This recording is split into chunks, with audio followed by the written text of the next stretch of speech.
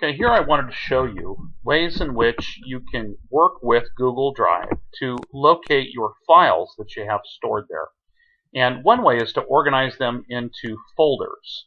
As you can see over here under My Drive, I have some different folders. I've got them for different subjects that I teach.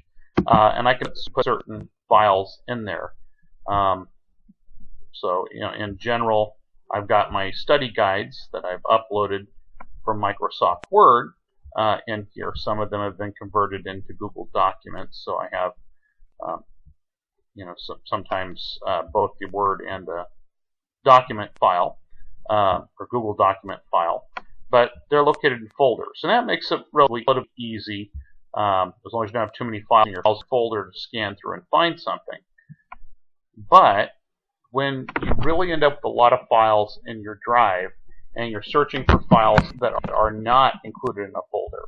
And so, you may do as I've done, and I've got a lot of my files are not categorized neatly into a folder, and you can scroll through, and there's many documents in here. And so if I'm trying to find a document in this list, this can be a really complicated process.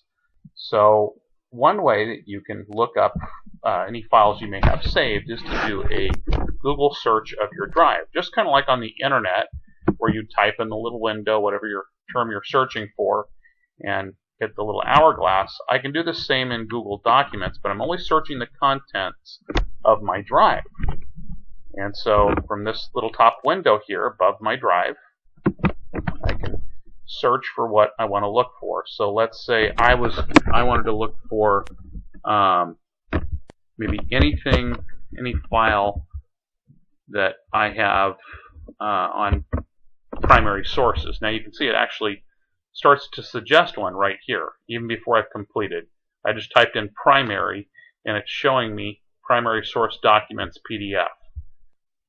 So suggestion, and here you can see I've got some primary source documents in here for econ as a PDF file that I can gain access to. So that's one way you can search for things. All I need is a part of the title to help me find it. So once again, if I wanted to find, let's say, something related to world history, I maybe want to type in world history, hit enter, and it's going to return any document I have in here that relates to world history. So, once again, this can help me to locate documents that I might want for one purpose or another in here.